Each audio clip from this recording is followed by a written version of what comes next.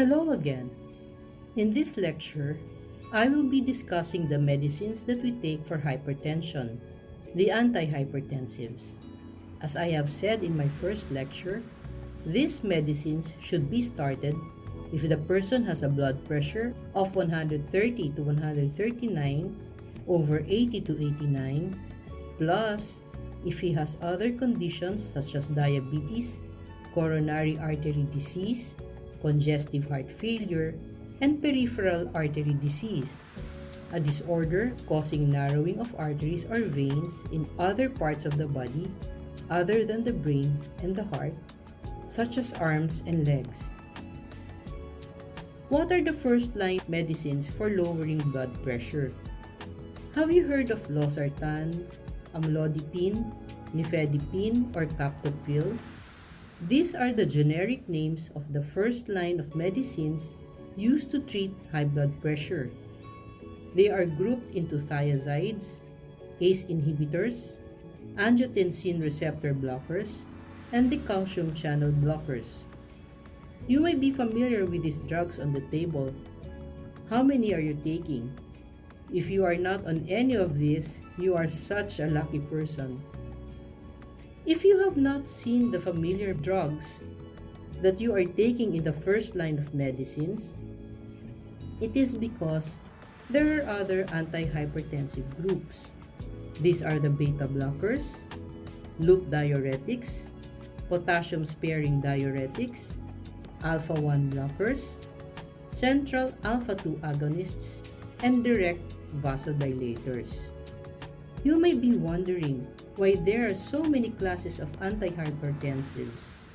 It is because hypertension has multiple causes, and the variety of medicines allows doctors to individualize treatment based on the cause of hypertension in a patient, taking into consideration the patient's lifestyle, family history, health profile, comorbidities, and tolerance for the side effects of these medicines.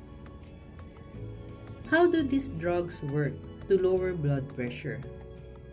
Each drug has its own mechanism or mechanisms of action, addressing a particular cause or causes of high blood pressure.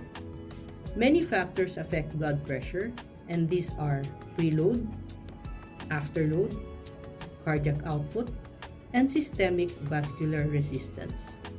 I will explain each term as simply and as clearly as I can. Just remember the heart's motto: what comes in has to go out. It will try to accommodate the blood coming in, and it will push this volume of blood out, no matter the cost. With that said, let us start understanding the terms I mentioned. What is preload? Preload is the degree the heart muscle has to stretch in order to accommodate the volume of blood returning to the heart. The more blood that returns to the heart, the more the heart muscles stretch, the higher the preload. The higher the preload, the higher the blood pressure. Afterload is the pressure the heart must work against in order to eject the blood that it has just received. Factors that affect afterload are not in the heart itself, but right outside or after the heart, starting from the aorta down to the blood vessels. If the heart exerts too much pressure, that means the afterload is high. The higher the afterload, the higher the blood pressure. Cardiac output is the total amount of blood the heart pumps out every minute. The more the heart pumps out, the higher the cardiac output, and the higher the cardiac output, the higher the blood pressure. To explain further, cardiac output is affected by stroke volume and heart rate. Stroke volume is the amount of blood the heart ejects per minute and averages 70 ml per minute. The average heart rate is between 60 and 100 per minute, and the normal cardiac output averages between 4,000 ml and 8,000 ml per minute. For example, if a person has a heart rate of 70 beats per minute and the average stroke volume is 70 ml per minute, then the cardiac output is 4,900 ml per minute. If the same person runs around and his heart rate increases to 80 beats per minute, then his cardiac output becomes 5,600 ml per minute. Systemic vascular resistance is all about how narrow or wide a blood vessel is. The narrower the blood vessel, the harder for the blood to flow, the higher the pressure needed to push blood forward. End result, higher blood pressure. What increases preload?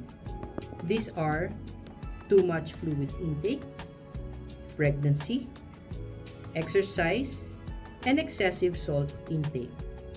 Let us pause for a while so you can see how these conditions increase preload.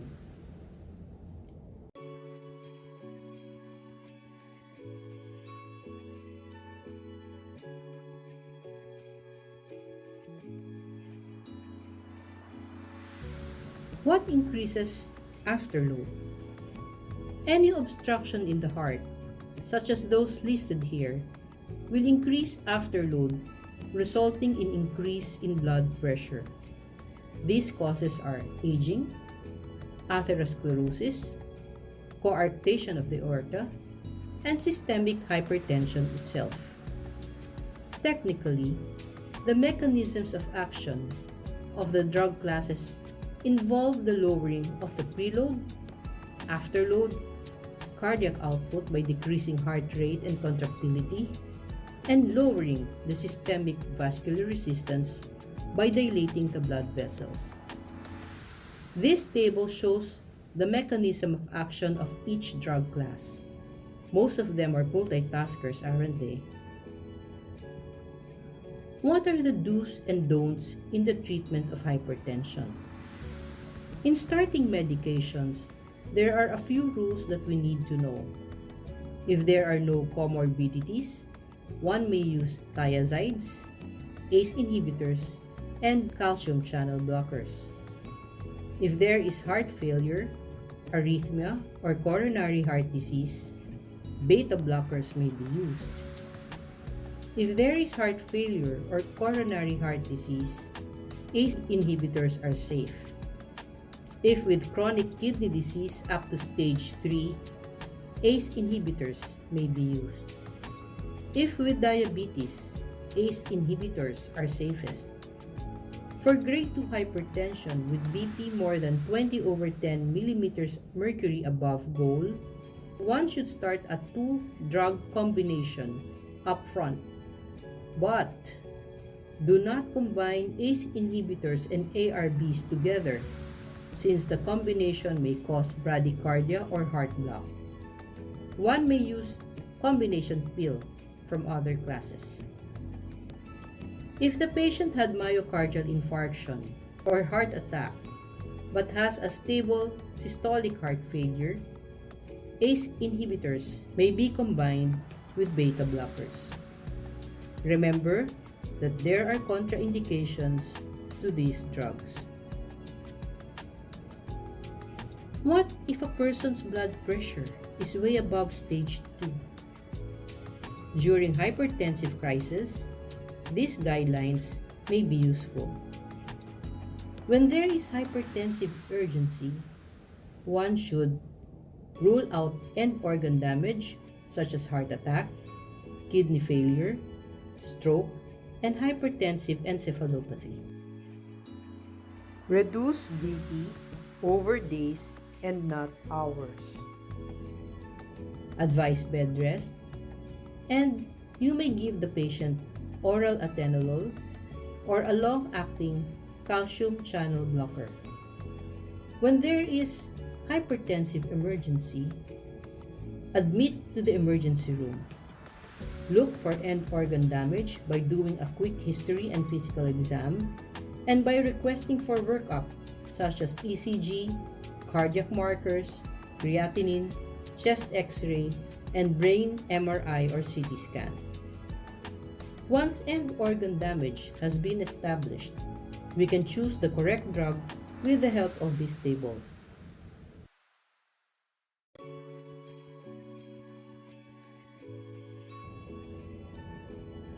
Avoid decreasing blood pressure to more than 25% in the first 2 hours.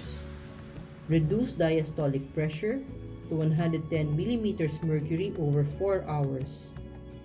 Aim to reduce BP to 160 over 100 in the next 2 to 6 hours by using IV labetalol, 50 milligrams IV for 1 minute and repeat after 5 minutes, or sodium nitroprusside infusion. Never use sublingual nifedipine to lower blood pressure. A sudden drop may lead to stroke. This short lecture is just a part of the many topics discussed in our new book, Cardiology, the third book in the A to Z of Medicine series. Topics include anatomy, physiology, doctor's tools to proper diagnosis, basic cardiac radiology, electrocardiography for both adults and children, echocardiography, and other ancillary tests, blood tests, especially cardiac biomarkers, cardiac drugs, cardiac interventions, pediatric cardiology, adult cardiology, acquired heart diseases, major cardiac concerns, shock, diseases of the arteries and veins, and a whole lot more. If you are interested in having a copy of our book, please feel free to contact our team. Should you have questions and would like to know more about topics related to the heart, please comment down below and I will get back to you soonest. Thank you for watching.